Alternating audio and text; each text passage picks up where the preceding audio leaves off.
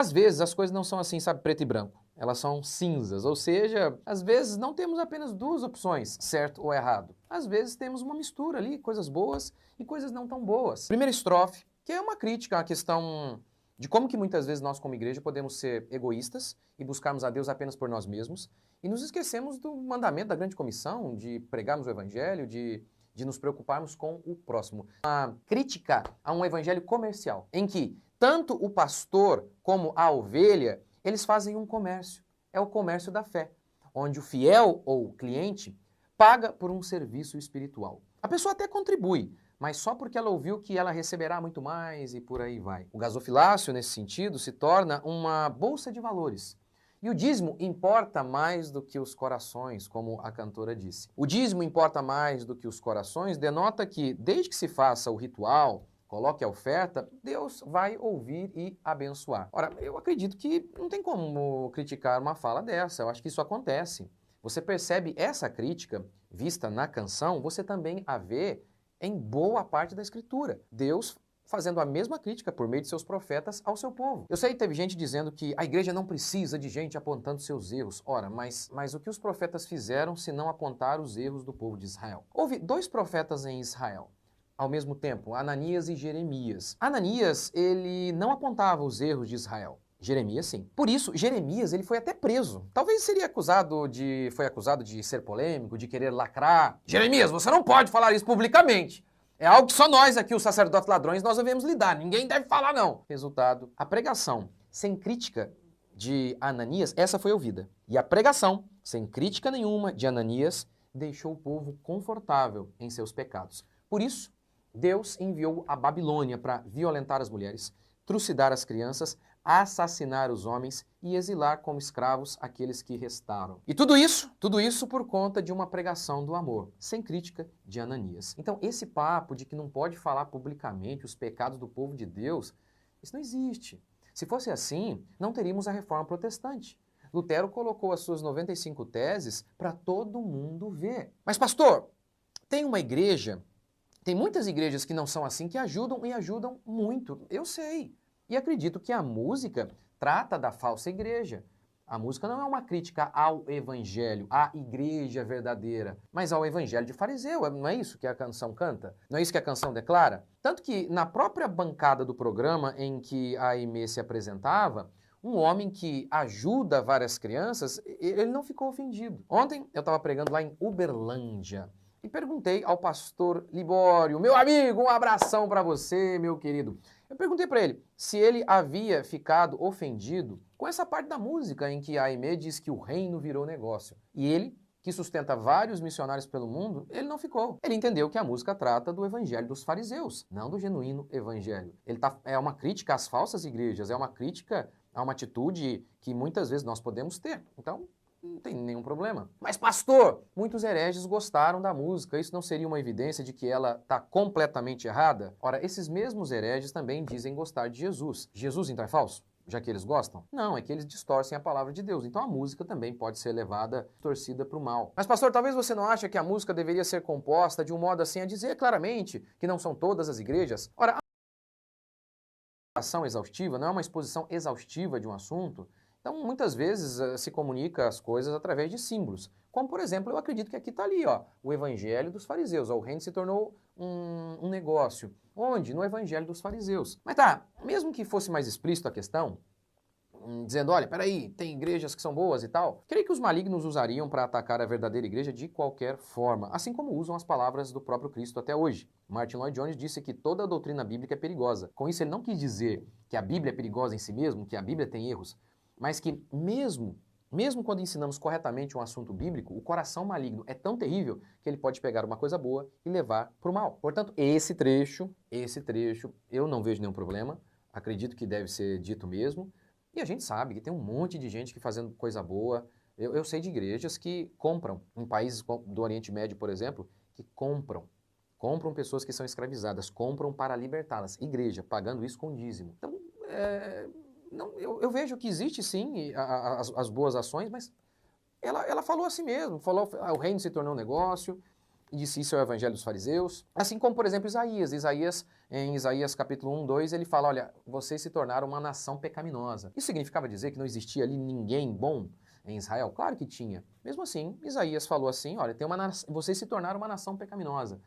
Isso não significava dizer que não havia gente boa ali, mas o Elias se utilizou dessa linguagem ali. Então, eu acredito que essa parte, eu não vejo nenhum problema nessa parte. Isso não anula as boas coisas que são feitas, mas, enfim. E tem mais, a preocupação com o próximo, que é o tema dessa estrofe, é algo que sempre deve tomar conta de nossos corações.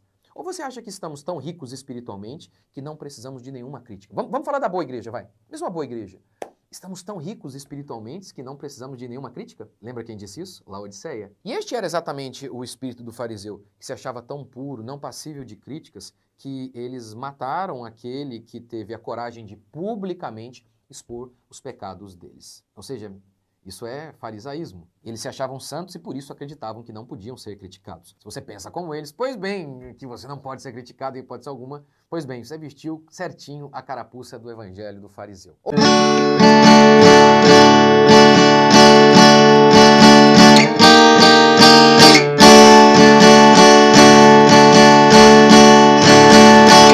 Lá vem Pedro Zé.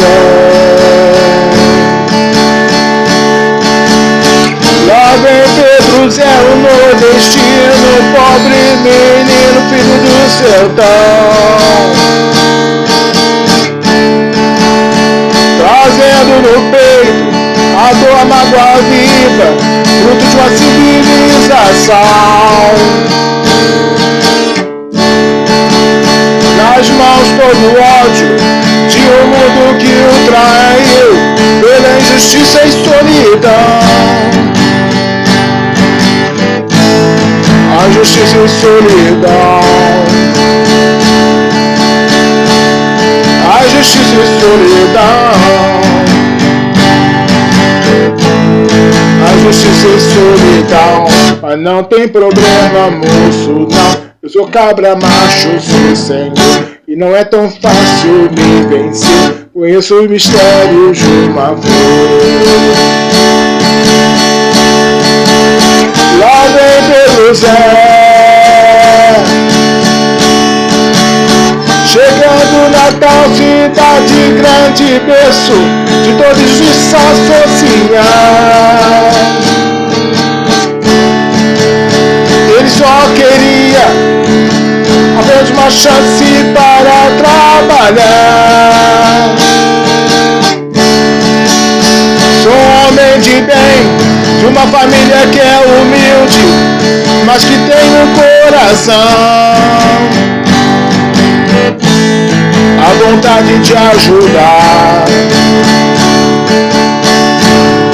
mas que tem no coração a vontade de ajudar. E quando a fome me bateu e o desespero me alcançou, fui a uma igreja e corri, e o homem então pra mim falou: que há, rapaz? Você tá de porre, sai pra lá, seu vagabundo. Você pode ir trabalhar. É lugar de santos, não se pode entrar bêbado e não pode nem fumar. E quer saber mais, já dando fora rapidinho, que senão vou te expulsar. Que senão vou te expulsar. Que senão vou te expulsar. Que senão vou te expulsar. Olha a situação, né? Olha a situação. Então Pedro Zé saiu de lá e pela primeira vez chorou. Não tinha vontade de viver e foi aí que ele planejou: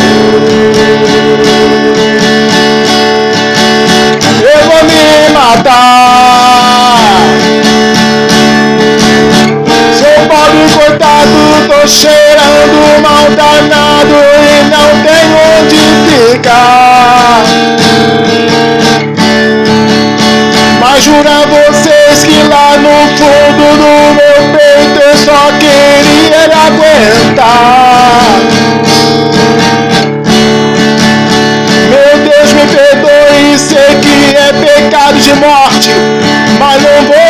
continuar. Eu não vou continuar.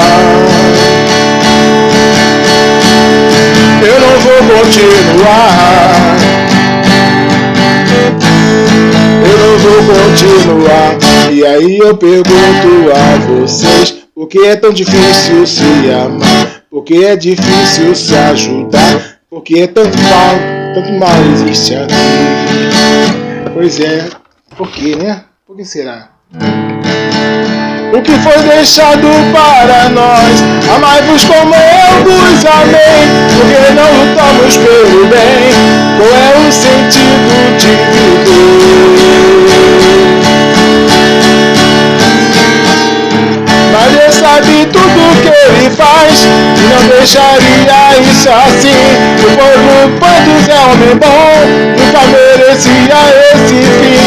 Mas é que dentro de uma igrejinha, as pessoas ouviram Ele falar, e o seguir a noite inteirinha, com muita vontade de ajudar.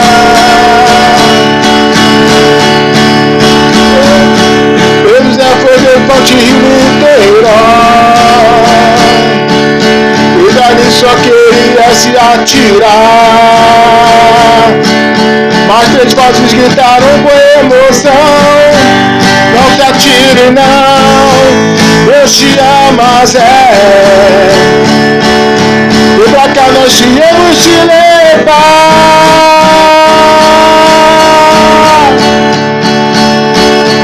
Ele então escutou com seu coração que a bondade é maior que o mal que há. A Jesus aceitou e correu feliz, foi pra minha terra, quero ver Maria, e com ela eu quero me casar.